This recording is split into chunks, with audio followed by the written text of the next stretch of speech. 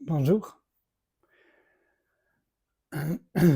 Aujourd'hui, je voudrais, suite à des commentaires, donner des précisions, sur, la démarche, l'approche, que pour ma part je propose ou que j'avance. Je ne sais pas trop comment dire parce qu'en fait je ne propose rien, je fais part, je témoigne. C'est beaucoup plus juste.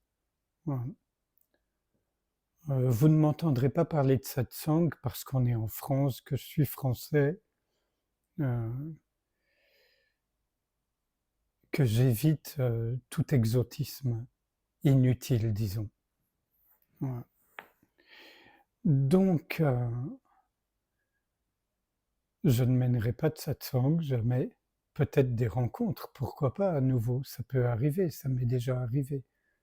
Mais, voilà, des rencontres, des conversations entre amis, ça oui, pourquoi pas. Et donc, je vois dans les commentaires, mais je le sais par ailleurs quoi, hein, dans ma vie de tous les jours, on va dire, que la démarche que je propose est tellement simple et radicale, radicalement simple, simplement radicale, qu'on m'oppose souvent le «mais j'ai ma famille, j'ai mon travail, j'ai tellement de problèmes à résoudre, j'ai des traumas qui viennent de si loin et peut-être même de vies antérieures et j'ai du karma à épuiser». J'en avance pas plus. Moi, ce que j'aimerais partager avec vous, c'est le fait que tout ça, c'est aussi réel que quand on rêve, par exemple, qu'on est poursuivi par un chien qui aboie. Il est vraiment réel dans le rêve. Mais soit dans le rêve, soit au moment où on se réveille, on voit que ça n'a jamais existé. Il n'y avait pas de chien qui nous courait après. Ce qui n'empêche qu'on peut encore avoir la sensation, de vigilance ou de peur ou, tout dépend de la relation qu'on a au chien qui nous court après en aboyant. Pardon, j'ai toujours le même humour bête. Merci à ceux qui sont indulgents et merci aux autres. Donc, bien sûr que tout ce dont vous faites part, c'est vrai pour l'individu que vous êtes. C'est absolument vrai. Moi aussi, si je m'attachais à ça, j'en ai des casseroles dans l'histoire familiale, et cetera et cetera. Ça manque pas. Mais c'est rien ça à mes yeux et je ne veux pas être grossier, ni obscène, surtout pas, quoi. Je comprends que les gens qui sont complètement englués là-dedans peuvent, rejeter ce que je dis en disant: «Mais c'est parce que pour lui tout va bien». Alors j'entrerai pas dans les détails, mais non, pour lui tout va pas bien, du point de vue de l'individu, mais pour lui tout va bien parce qu'il a reconnu sa véritable nature, ça c'est vrai. Et elle est tellement simple à reconnaître que c'est ça que j'ai vraiment envie de partager, le plus, quoi. Même si au travers des auteurs, je présente pas mal d'approches différentes qui parlent de la même chose plus ou moins. Il y en a que j'accroche moins avec eux, disons, parce qu'il reste chez eux, pas mal de dualisme et de ce que j'appellerais du développement personnel, voire, un soupçon de thérapie. Et je n'ai rien contre, mais c'est pas du tout ma tasse de thé là. Moi, ce que j'ai envie de partager, ce dont j'ai envie de témoigner, c'est la simplicité radicale pour retrouver ce qu'on est ou qui on est vraiment. Vous voyez? Et la manière, alors maintenant, avec tous ces commentaires, j'y viens, la manière non pas de faire taire la voix de l'ego, surtout pas, mais de l'accueillir dans un espace tellement vaste, celui de notre vraie nature, ce que moi j'appelle l'espace infiniment ouvert, tellement vaste que ça n'a pas de pouvoir de nuisance. Essayez, vous verrez. Ne prenez pas au pied de la lettre ce que je dis, essayez. Donc c'est très simple, je suis loin d'être le premier à dire ça, ça fait des milliers d'années que des gens témoignent de ça, avec des mots différents, en fonction de leur conditionnement, de leur culture, de leur vocabulaire, du danger qu'il y a ou non à s'exprimer librement. Moi, j'ai la chance de vivre dans un État encore un peu démocratique, où il y a encore une petite liberté d'expression. J'en profite. Peut-être que demain, ce sera plus possible, qui sait. Mais aujourd'hui, c'est possible. Donc, si vous voulez, il ne s'agit pas de changer quoi que ce soit ou de chercher à résoudre quoi que ce soit ou à modifier quoi que ce soit ou à vouloir se débarrasser de quoi que ce soit ou à vouloir créer ou retrouver quoi que ce soit, sinon sa véritable nature, mais c'est pas vraiment la retrouver puisqu'elle est toujours déjà là. C'est comme quand on cherche ses lunettes alors qu'on les a sur le nez ou sur la tête. On connaît tous cette histoire, hein. Donc, tout ce que je propose, c'est un peu comme ce qui se passe dans la minute en fin de lecture, quand je propose qu'on passe un moment en silence à ne rien faire, à ne rien chercher, à juste être ouverture. Vous pouvez enlever le ouverture et garder juste être. Mais juste être, ça veut dire que tout ce qui passe, tout ce qui se produit, on ne fait rien, on n'y touche pas. On n'essaie pas ni de l'entretenir, ni de le chasser. On est avec. Et quand je dis qu'on est avec, du verbe être évidemment, c'est pas qu'on le retient et c'est pas qu'on se concentre dessus, surtout pas. On laisse couler, on laisse passer, comme disent les orientaux, comme on laisse passer les nuages dans le ciel. Vous voyez? Il y a des pensées, pas de problème. On les laisse venir, on les laisse flotter et on les laisse partir. Et si elles partent pas, c'est pas grave.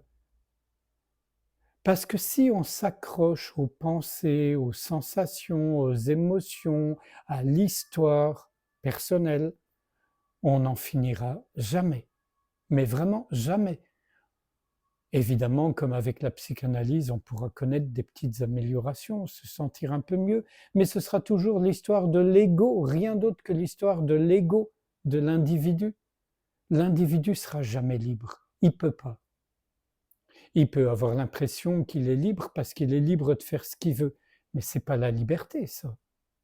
C'est une forme de liberté qui est très appréciable, certes, mais c'est pas la liberté intérieure qui vous restitue votre accomplissement, votre paix, votre tranquillité, votre plénitude qui ne vous a jamais quitté.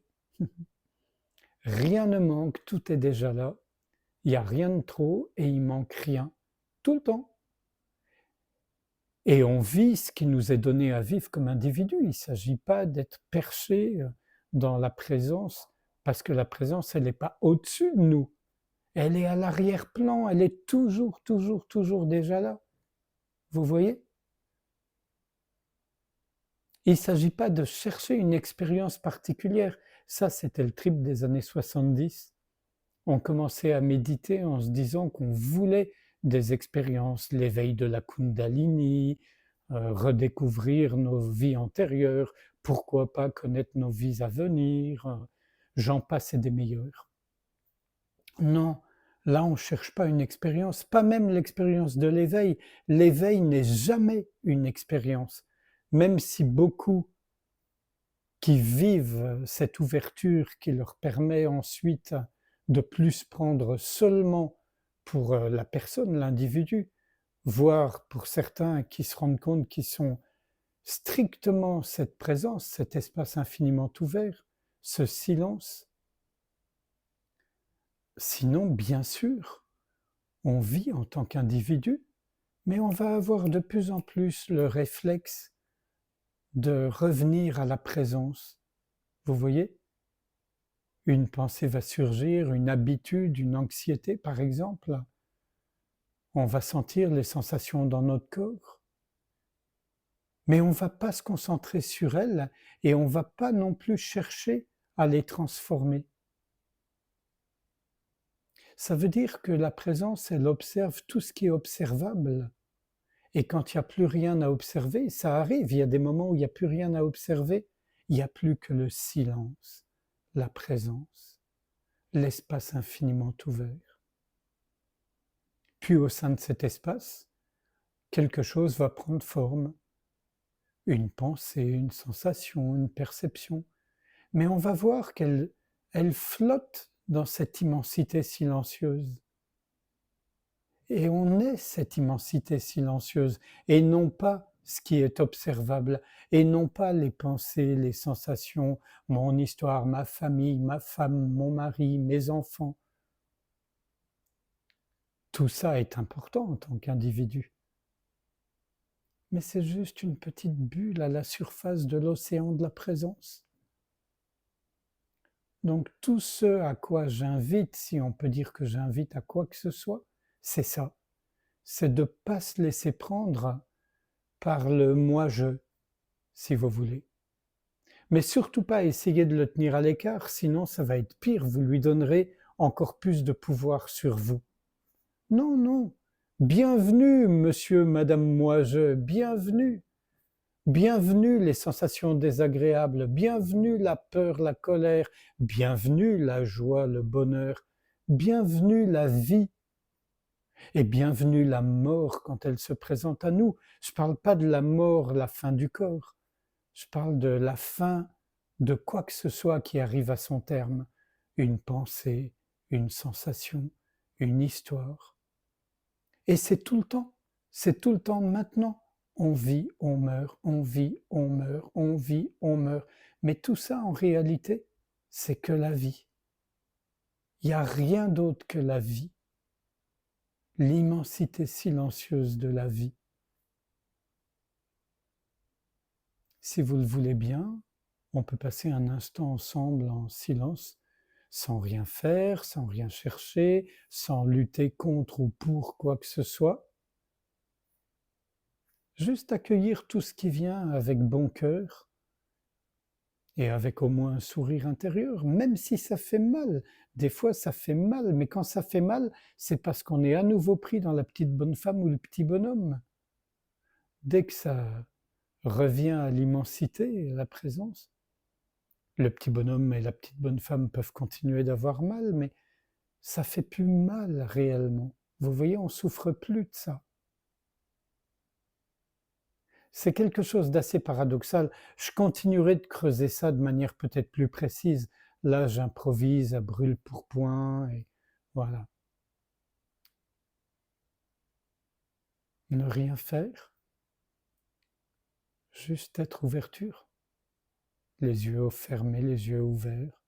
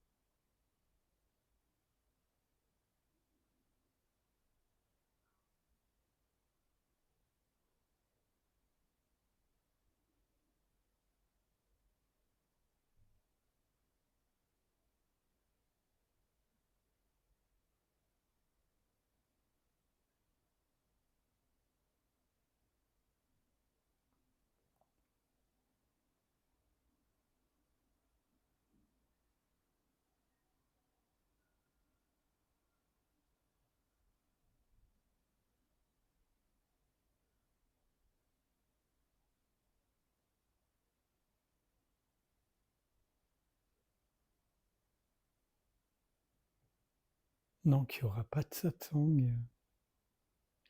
Mais pourquoi pas des rencontres amicales avec des échanges de paroles, mais surtout de silence. Merci, à bientôt.